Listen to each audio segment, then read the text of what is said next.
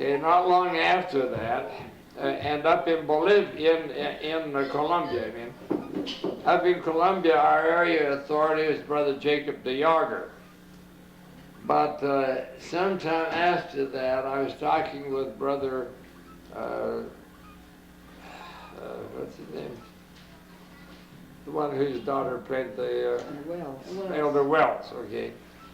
Now, Elder Wells was the one who was the area authority over La Paz when we left.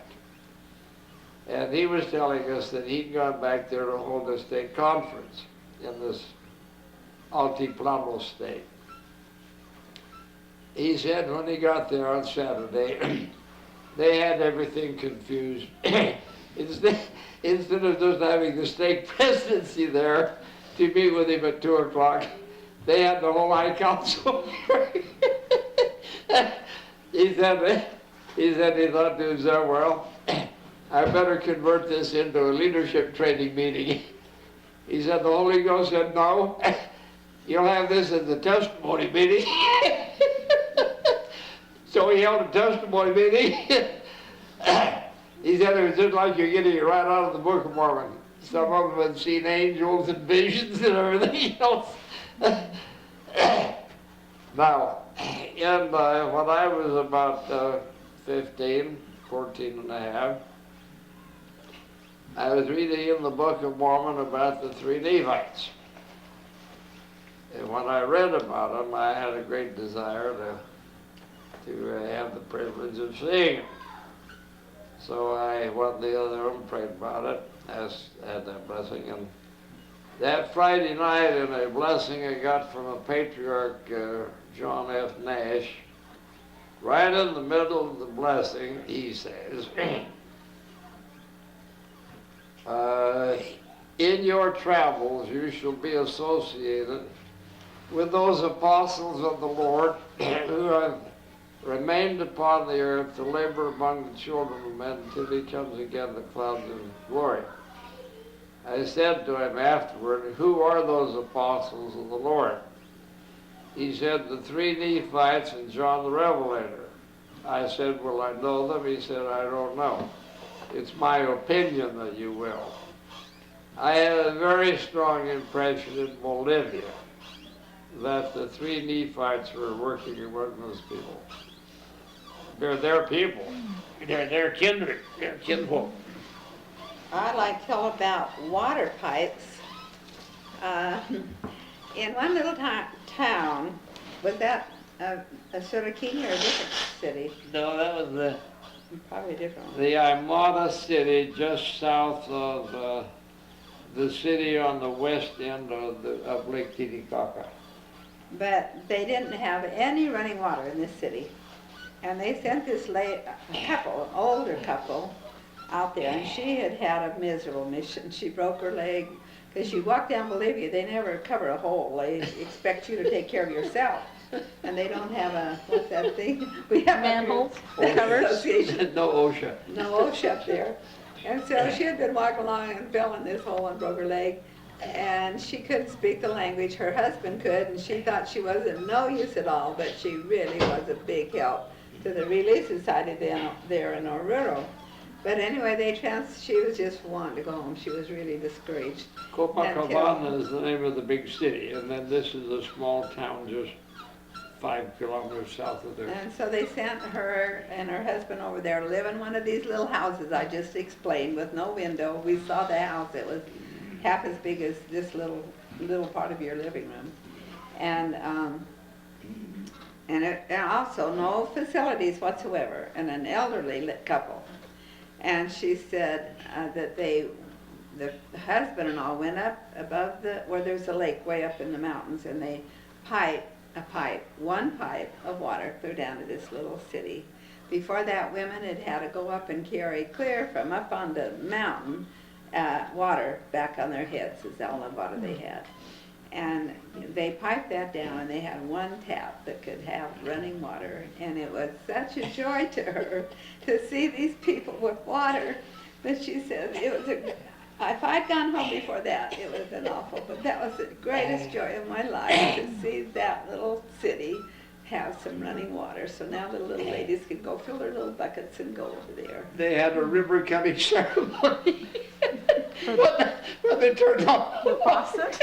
And people came from all around for this big ceremony for it. It was the big event. Now, let me tell you one more thing. Elder Wells is telling me that he was talking with President Kimball. He said, President Kimball, the prophecies I've read about the conversion of the Lamanites is that they will come into the church a nation in a day.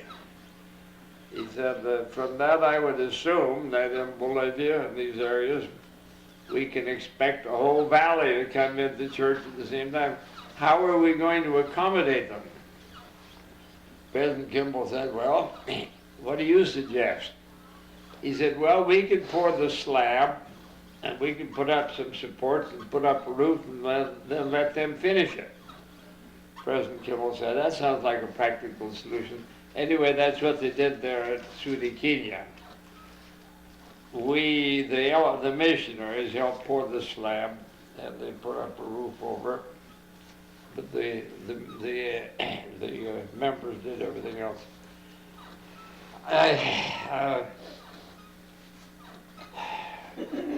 This is a little unrelated, but because of what I'm telling you about the three Nephites, I think I'll mention it.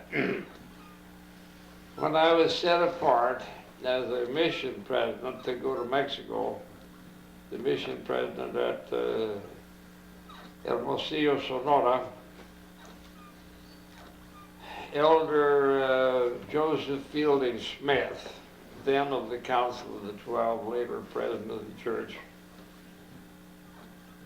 when he was talking to us, he starts talking about the three Nephites and other translated beings, holy men of God that you know not of.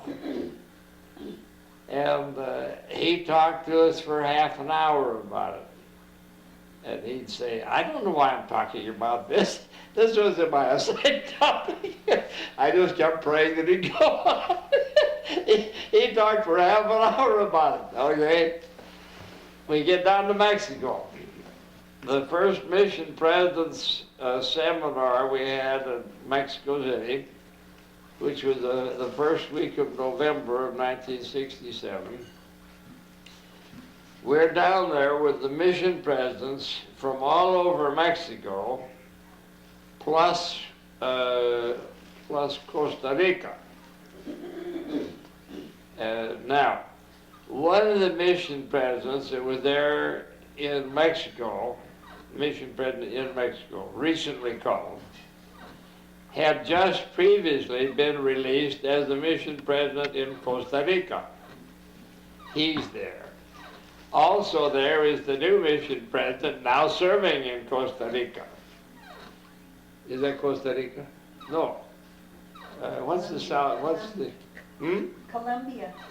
No. What's the country just south of Mexico? Guatemala. Guatemala. That's the one I mean.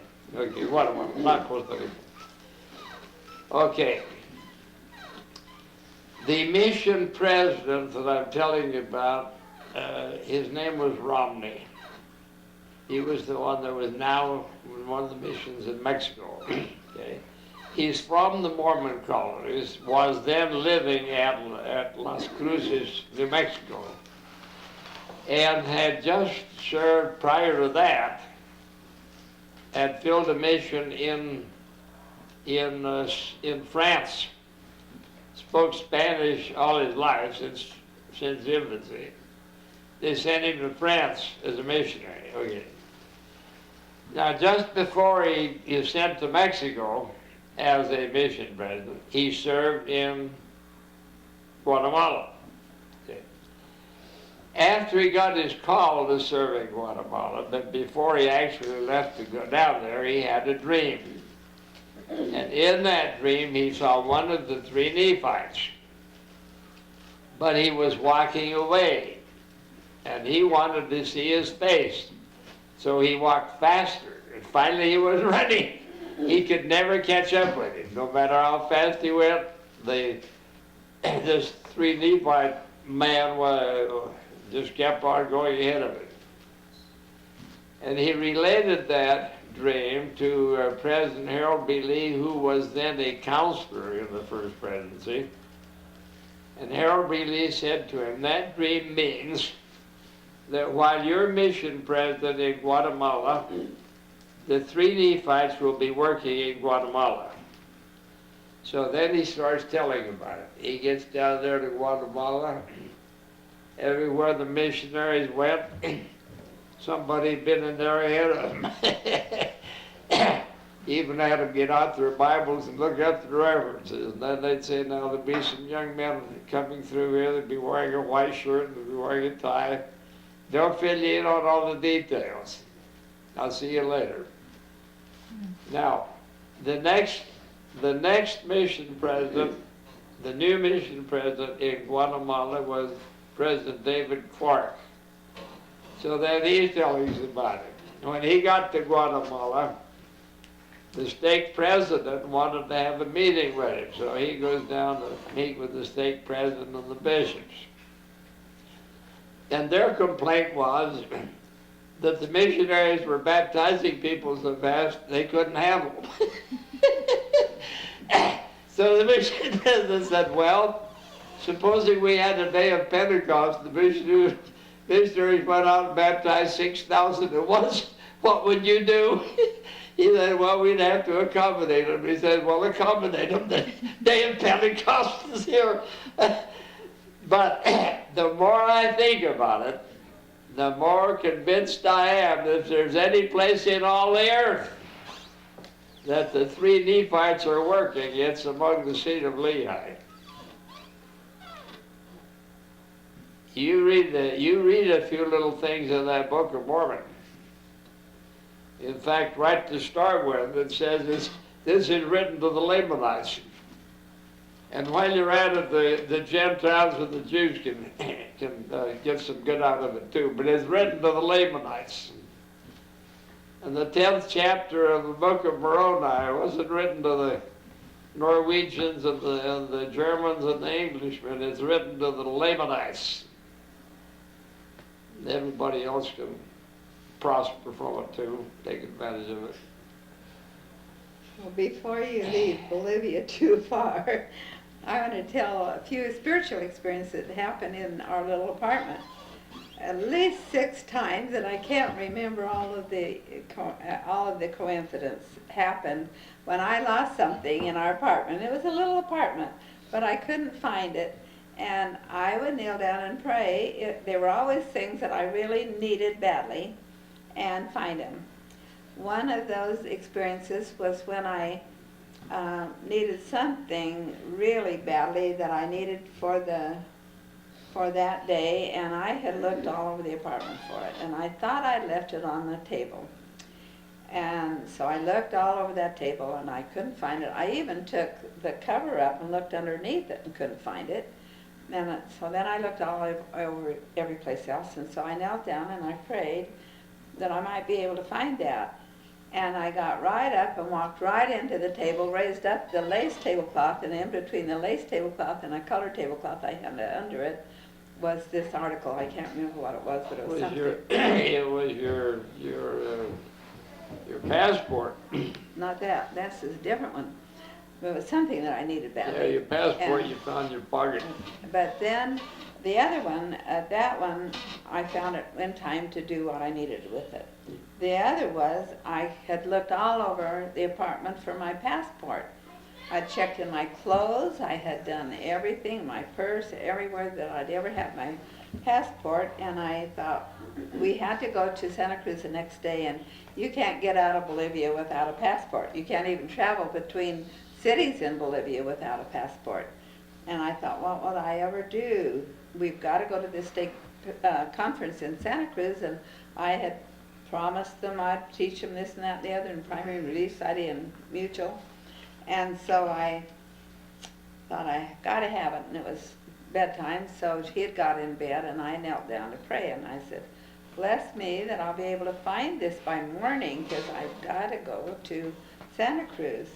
And I climbed in bed just thinking I'd go to sleep and hope that by morning I'd find it. And as soon as I got in bed, I thought of a suit I'd worn the last day conference. I got up, I went over there and put my hand in the pocket, and there was that item. Almost every time when I pray, I'd find that thing immediately afterward. And this happened so many, many times. I wish I'd written them all down because they couldn't all have been coincidence. They were all inspired. In the Book of Mormon, it said they had many revelations. When I read that several years ago, I read that as had many revelations daily. But as I check back on it now, it doesn't have daily in there. It just says they had many revelations. But when you stop and think about it, I think we have many revelations daily. Many that we never get around to acknowledging, but they're revelations anyway. If you really need something and you don't know where it is and you pray and you find it, if you need to remember something, you can't remember it, you pray and the Holy Ghost brings it to your remembrance. I think that's revelation. Since that Bolivia missionary reunion we mentioned, some of those missionaries, they've been corresponding back and forth by email and have been so delighted to find each other. And there were 3 different missionaries that lived in the same city. And so they had a home evening together with their families and their little children.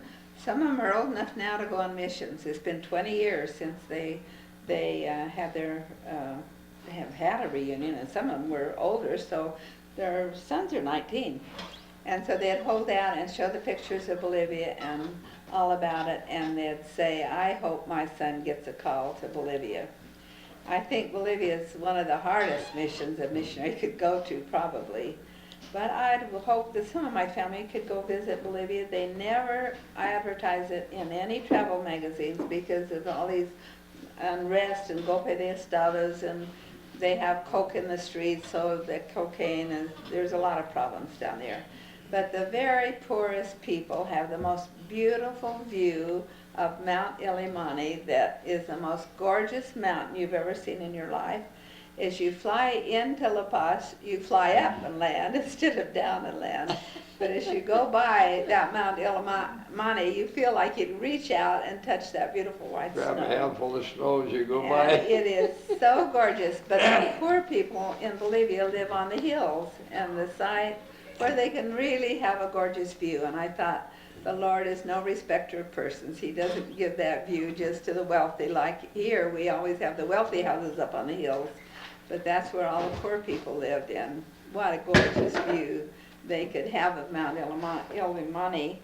And one of the things I like you to remember about Bolivia is that these short little Aymara Indians always have a square shawl like I brought home for you to carry your baby on their back around their neck. And at 6 o'clock in the morning or before, by 6 o'clock, all of the streets in La Paz are clean. And we could look out from our ninth floor window down below and see these little Aymaras with a broom that long with a lot of corn shocks, sweeping all the streets. And they'd gather it all up and put it in this little shawl on their back and go dispose of it somewhere and then come and sweep more and get all the streets were always clean in Bolivia from these little Aymara Indians were the street sweepers.